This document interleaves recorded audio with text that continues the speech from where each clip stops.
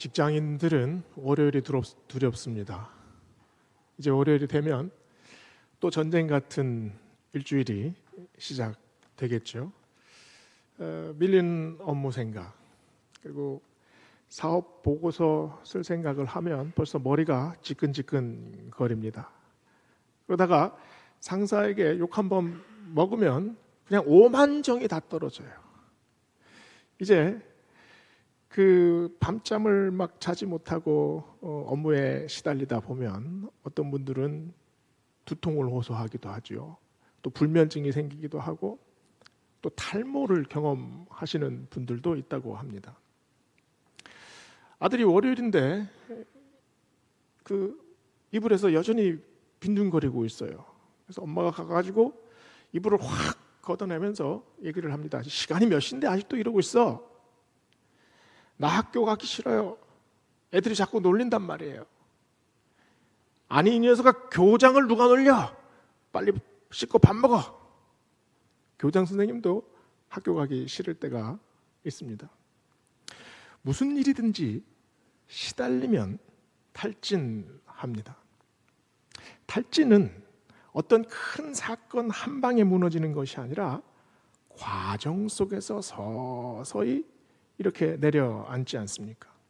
일의 강도가 점점 세질 때, 실패할 것 같은 두려움이 내 안에서 점점 차오를 때, 그리고 채무자들에게 막 지속적으로 압박을 받을 때 내 안에서 점점 부정적인 감정이 퍼져나갑니다. 탈진, 안에 있는 그 기력이 다 빠져나간다는 것 아닙니까? 탈진이 되면 내 안에 있는 것이 텅 비게 됩니다. 내 안에 있는 영양들이 탕진되는 거죠. 그래서 자긍심이 사라집니다. 무력감에 시달려요. 그리고 사람을 만나기 싫습니다. 집중해야 하는데 집중이 안 돼요. 내 안에서 기쁨과 감사가 점점 메말라집니다. 작은 일 하나에도 얼마나 예민해집니까? 오늘 말씀은 예레미야가 경험한 이 탈진과 환멸에 대한 말씀입니다. 예레미야는 선지자로 지원하지 않았습니다. 예레미야서 1장을 보면 어느 날 갑자기 하나님의 음성이 임합니다. 예레미야 1장 5절 6절을 보면 하나님이 말씀하시죠. 내가 너를 모태에 짓기 전에 너를 알았고 네가 배에서 나오기 전에 너를 성별하였고 너를 여러 나라의 선지자로 세웠노라. 그 말씀을 듣고 예레미야가 어떻게 반응합니까? 슬프도소이다 라고 말을 해요. 주 여호와여 보소서, 나는 아이라 말할 줄 알지 못하나이다. 제가 그 일을 감당하지 못하겠습니다. 다시 재고해 주십시오. 이런 말이죠. 그러나 예레미야는 40년 동안 선지자로 그 사역을 감당합니다.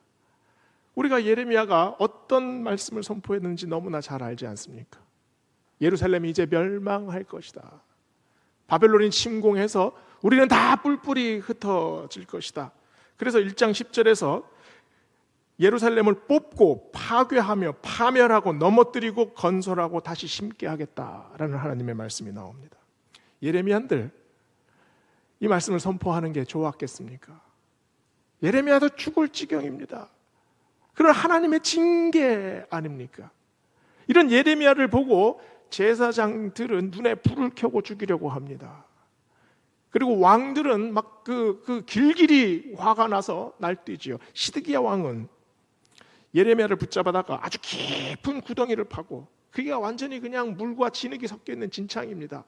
빠지면 나올 수가 없어요. 거기서 굶겨 죽이려고 했습니다. 누구에게도 환영받지 못했죠. 백성들에게 조롱받고 배척당하고 쫓겨나고 두들겨 맞고, 권력자들에게는 살해 위협을 당합니다. 비난은 우리 몸에 상처와 멍을 만들지는 않습니다. 그러나 그 비난은 우리 영혼의 뺨따구를 그냥 확 후려치는 것 아닙니까? 그런 비난을 한 번 맞으면 감내해낼 수 있어요. 그러나 지속적인 비난에 노출되면 우리의 영혼은 그냥 찢겨 나갑니다. 비난의 화살을 계속 맞고 어떤 누가 견뎌낼 수가 있겠습니까? 예레미야를 눈물의 선지자라고 합니다. 예레미야는 백성들의 미래, 이 백성들이 이제 멸망하는 예루살렘에서 얼마나 허덕이고 얼마나 절망하고 얼마나 슬퍼할지를 알고 눈물을 흘렸습니다. 그러나 동시에 자신의 처지를 생각하며 눈물도 흘렸을 겁니다. 지속적으로 비난받으면 정말 살아갈 마음이 생기지 않지 않습니까? 오늘 본문 10절에서 예레미야가 어떻게 한탄합니까? 내게 재앙이로다.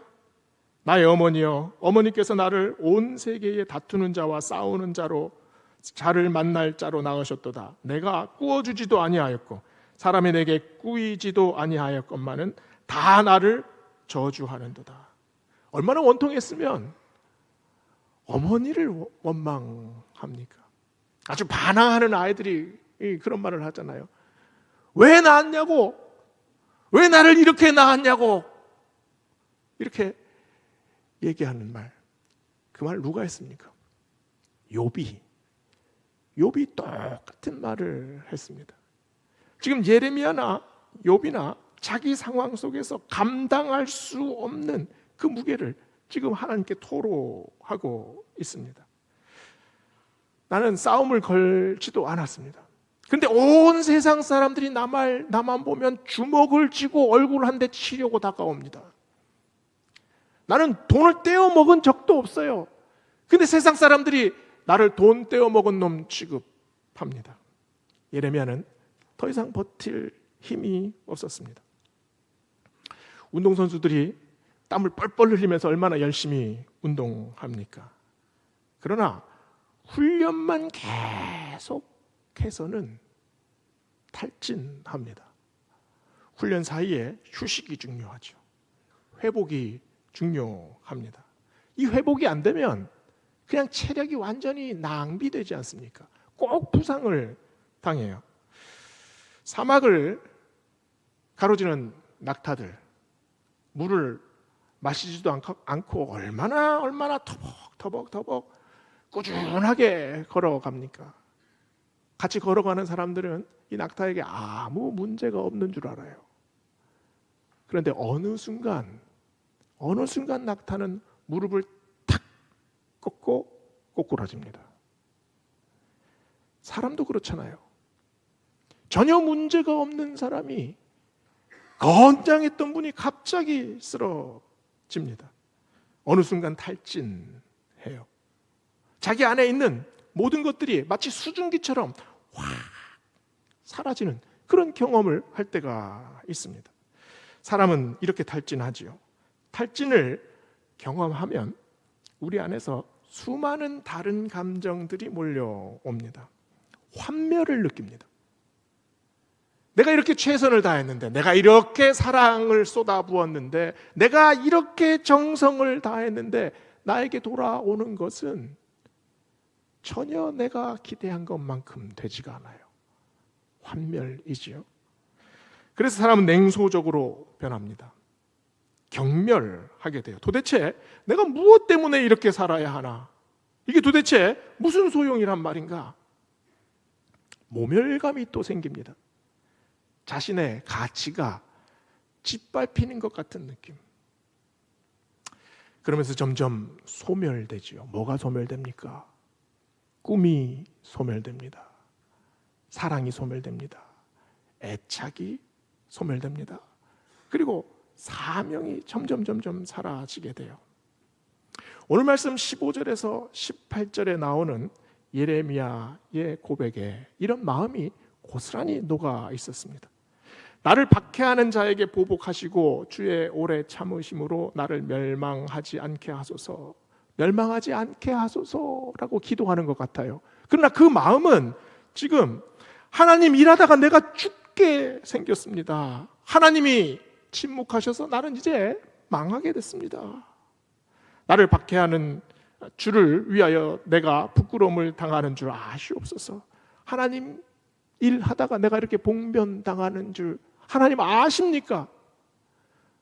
내가 이렇게 모멸을 당합니다. 내가 기뻐하는 자의 모임 가운데 앉지 아니하며 즐거워하지도 아니하고 내 안에 기쁨이 없다는 말이잖아요. 사람들 틈에 있지만 내 안에 즐거움이 소멸되어 갑니다. 주의 손에 붙들려 홀로 앉아 싸우니 이제는 주께서 분노로 내게 채우셨습니다. 기쁨 대신 분노입니다. 그 분노가 어디로 향합니까? 분노를 향할 데가 없어요. 자신을 경멸하게 됩니다. 주의 손에 붙들려 홀로 앉아 싸우니 이제는 주께서 분노로 내게 채우셨습니다 라고 하죠. 주께서는 내게 대하여 물이 말라 속이는 시내 같으십니다. 하나님을 소망의 시내라고 생각했었습니다. 그런데 이제 그 시내가 바짝 말랐어요. 환멸이지요. 믿음으로 살려고 했습니다. 근데 우리 안에 부정적인 감정이 막 계속 몰려올 때가 있습니다. 이거를 걷어낼 수가 없어요. 점점 힘들어지지요. 점점 힘이 빠지지요. 정신없이 일 속에 파묻혀 사는 아빠가 있습니다. 저녁 늦게 퇴근하면 아이는 벌써 자고 있어요. 그러면 문을 살짝 열고 들어가서 아이 얼굴 쓰다듬습니다. 아이 얼굴 볼 일이 없어요. 휴일에는 피곤하니까 어떻게 합니까? 소파에 이 막 젖은 나뭇잎처럼 그냥 딱 달라붙어서 계속 누워 있죠. 애가 맨날 아빠한테 와서 얘기합니다. 아빠 나랑 놀자. 아 오늘은 좀 피곤해. 아빠 나랑 나가요. 다음에 가자. 맨날 다음에, 맨날 피곤해. 이 말을 들은 애가 뭐라고 말합니까? 아빠는 왜 맨날 누워있어? 아빠는 왜 맨날 잠만 자? 그럼 아빠는 뭐라고 얘기를 합니까? 너도 아빠가 돼봐. 이 마음 할 거야. 대부분의 아빠들이 이렇게 반응을 하죠. 그런데 이 아빠는 달랐습니다. 이 말을 듣고 일어섰습니다. 딱 10분만이라도 애하고 정말 정신없이 한번 놀아보자. 애를 등에 업고 그냥 거실을 그냥 땀을 뻘뻘 흘리면서 기어 다닙니다. 찬장 문을 열고 숨바꼭질을 하는데 그 찬장에 막 몸을 구겨 넣어서 숨어요. 애 앞에서 까만 메죽으로 수염을 기릅니다. 아내가 그 장면을 보고 그 녹화를 해서 블로그에 올립니다. 한 2달 후쯤에 애가 그 과자 봉지와 메모지를 가지고 왔어요. 그게 아빠가 내 베프야. 내가 밥만 먹고 아빠 주려고 남겨왔어. 탈진이 회복으로 변하는 순간이 있습니다. 녹초가 된 마음은 많이 힘들지요. 또 귀찮습니다. 그러나 왜 이렇게 힘들게 일합니까? 왜 이렇게 녹초가 될 때까지 전심전력을 다합니까? 그 아이 하나 잘 키우기 위해서잖아요. 뭔가 깨달음이 한번 탁 오면 그때 바닥에 축 늘어져 있던 사람도 벌떡 일어나서 찬물로 샤워를 하는 그런 정신이 번쩍 드는 날이 있습니다. 엘리야가 갈멜산에서 바알 선지자들과 사력을 다해서 싸웠습니다. 그런데 그 대결 후에 엘리야는 탈진합니다.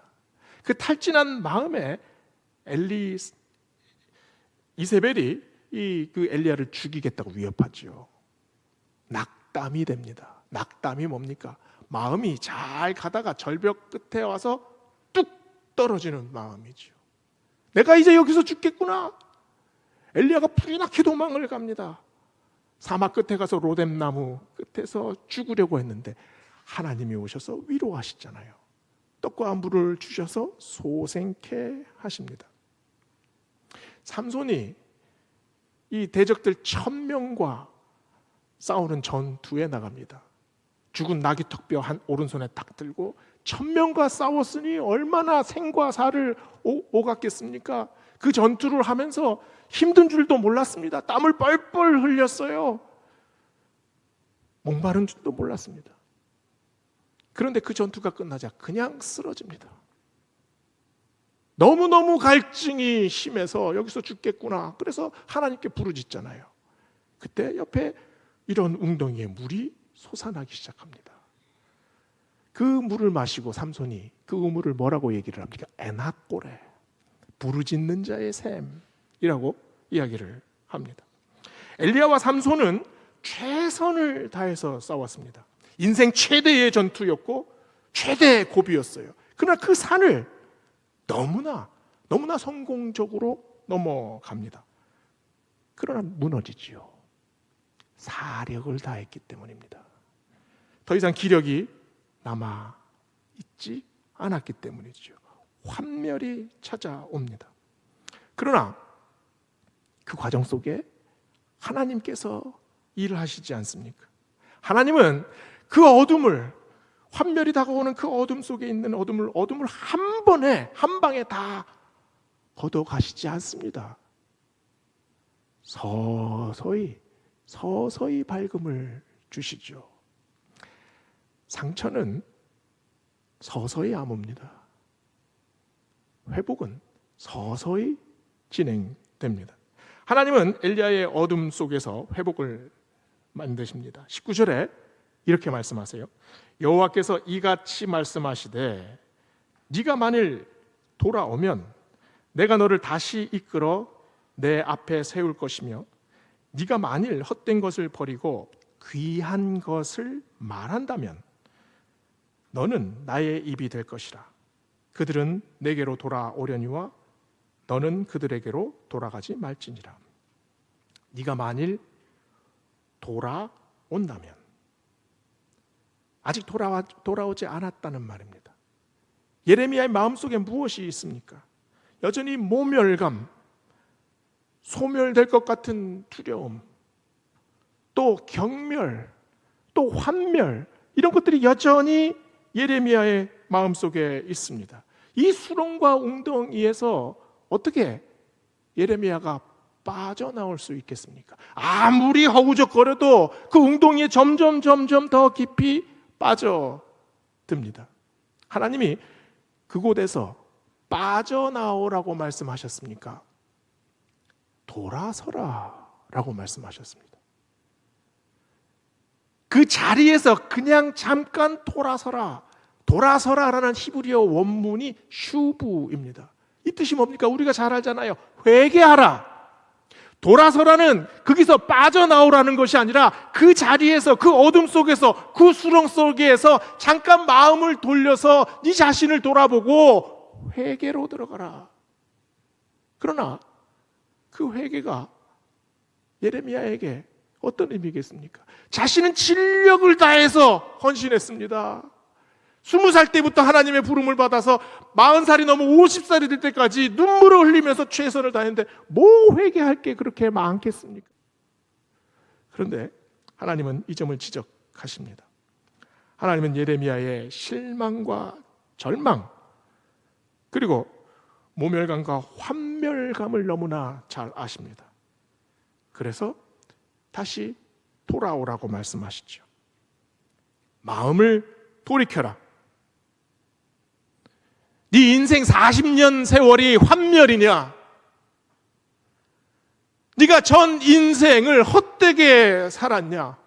믿음을 가지고 사명을 가지고 그렇게 발버둥 쳤던 그 인생이 다 헛된 시간이냐? 그러면 내가 너를 헛되게 선택했냐?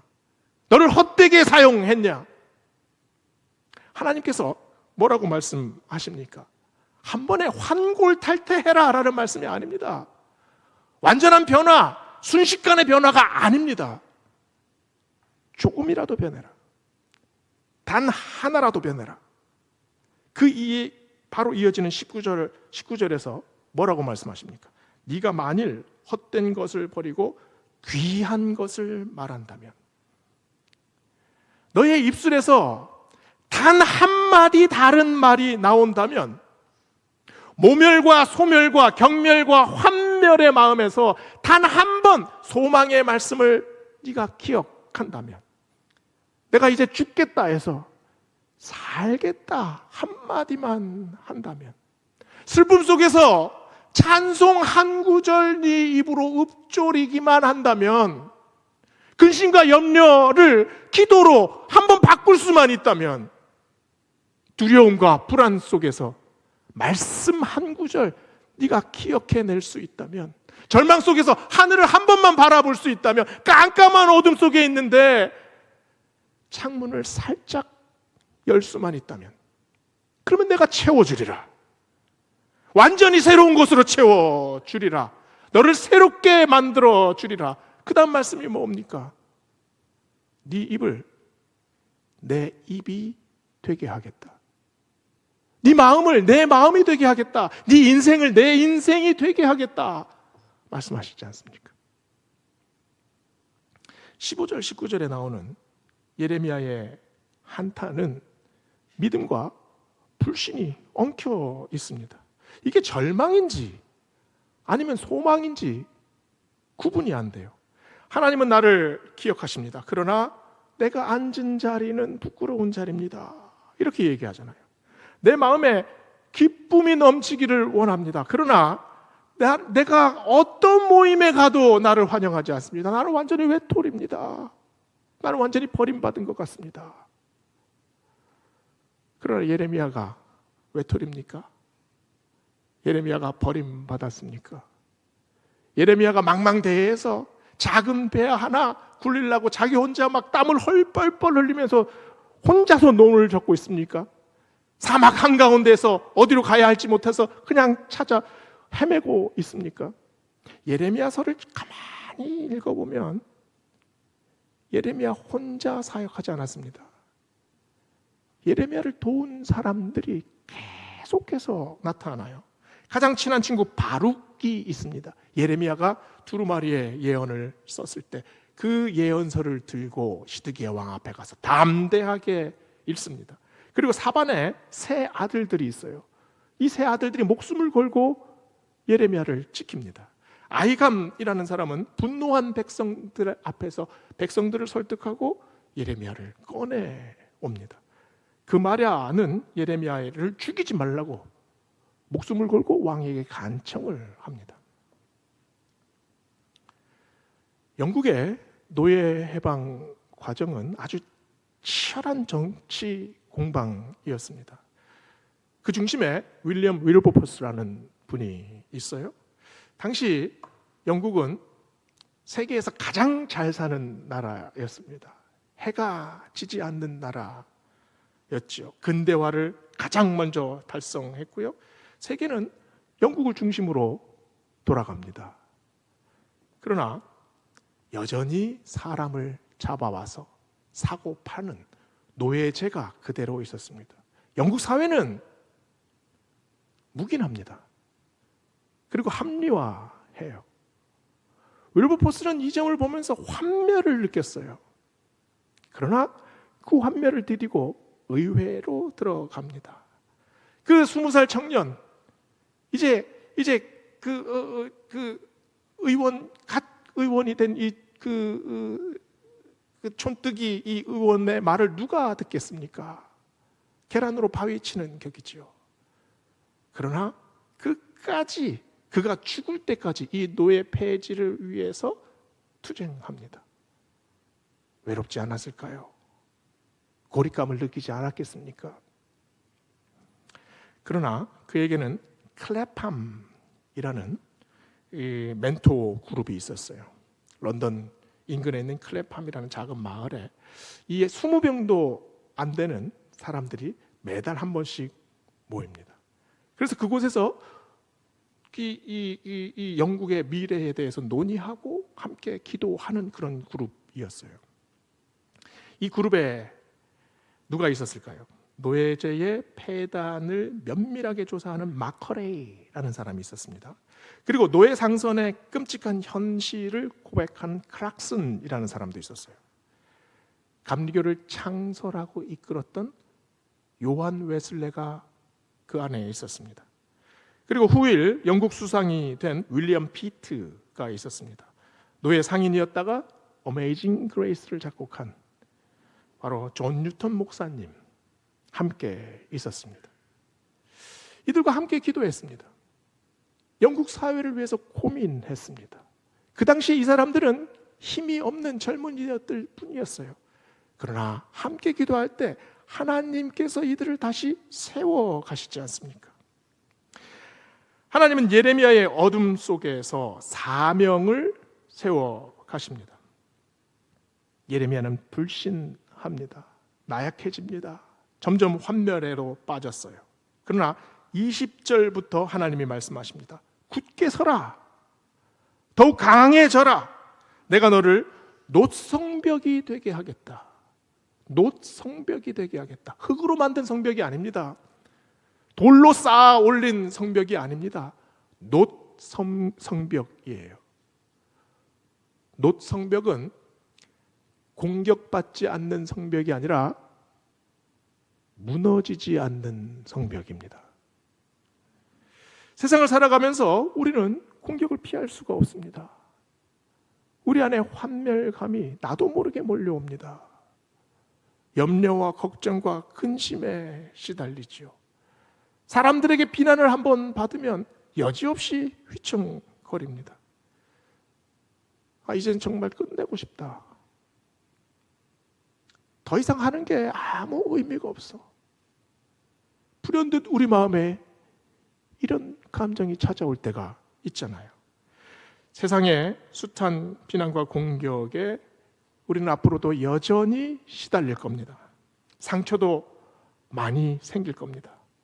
그러나 우리의 성벽은 무너지지 않습니다. 왜냐하면 하나님께서 금속으로 만들어주신 성벽이기 때문입니다. 내가 너에게 놋 성벽을 주겠다. 놋 성벽에도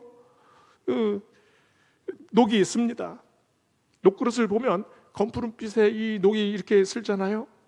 녹이 쓴다고 녹그릇에 구멍이 납니까? 녹그릇이 부서집니까? 수세미 가지고 아주 정성스럽게 닦으면 금방 뺀질뺀질해집니다. 언제 녹이 슬었는지도 모르게 그냥 노란 금덩이처럼 그렇게 변하지 않습니까? 예레미야는 탈진의 깊은 구덩이를 경험했습니다. 어두운 바닥에서 신음했어요.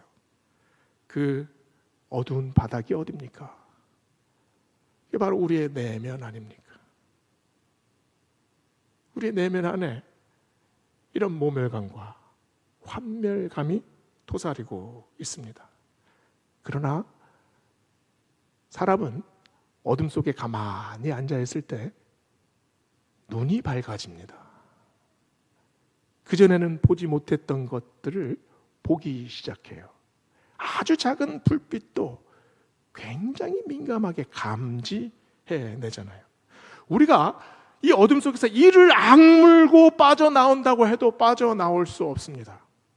하나님이 우리 존재의 가장 깊은 곳으로 오셔야 합니다. 그 어둠 속에서 우리가 다시 하나님을 만나야 합니다. 모든 신앙인들은 이 어둠 속에서 매번 하나님을 다시 만났습니다. 에른스트 블로크라는 분은 이렇게 말했습니다. 희망은 언제나 환멸을 동반한다. 그러나 신앙인은 그 환멸 속에서 다시 소망을 찾는다. 이게 신비한 역설이지 않습니까? 욥이 자기가 당한 고난에서 무너지지 않고 끝까지 믿음을 지킨 이유가 여기에 있습니다. 다윗이 사망의 음침한 골짜기에서 두려워하지 않은 이유가 여기에 있습니다. 사도 바울이 그 모진 핍박 속에서도 끝까지 사명을 감당할 수 있는 이유가 여기에 있습니다. 성경에 나오는 모든 믿음의 선배들은 이 초자연적인 회복을 경험했습니다. 그 초자연적인 회복이 뭡니까? 하나님의 은혜 아닙니까? 요셉은 노예로 팔려가면서 자기 평생에 느끼지 못한 모멸감의 치를 떨었습니다. 모세는 왕자로 살다가 그 촌뜨기 양치기가 됐을 때 그 환멸의 모래바람 속에서 어떻게 해야 할지 알지 못했을 겁니다. 베드로는 예수님을 부인하고 자기 경멸에 빠졌습니다. 그러나 이 사람들에게 하나님께서 오늘 말씀을 주시지 않습니까? 20절, 21절입니다. 그들이 너를 칠지라도 이기지 못할 것은 내가 너와 함께하여 너를 구하여 건짐이라. 내가 너를 악한 자의 손에서 건지며 무서운 자의 손에서 구원하리라. 어둠 속에서 찾아오시는 하나님의 손길입니다. 우리 안에 환멸이 가득 차오를 때, 소망이 없다고 느낄 때, 그 환멸을 우리가 희망으로 바꿀 수 없습니다. 하나님이 우리의 존재를 변화시킵니다. 우리에게 돕는 자들을 주십니다. 우리의 마음은, 우리의 멘탈은 유리벽 같습니다. 그러나 이런 우리의 인생의 벽을 노성벽으로 하나님께서 변화시켜 주십니다. 오늘 말씀을 통해 우리가 이 마음으로 다시 어둠 속에 있더라도 하나님 바라보시는 우리 모든 배들 교우들 되시기를 주의 이름으로 축원합니다. 기도하시겠습니다.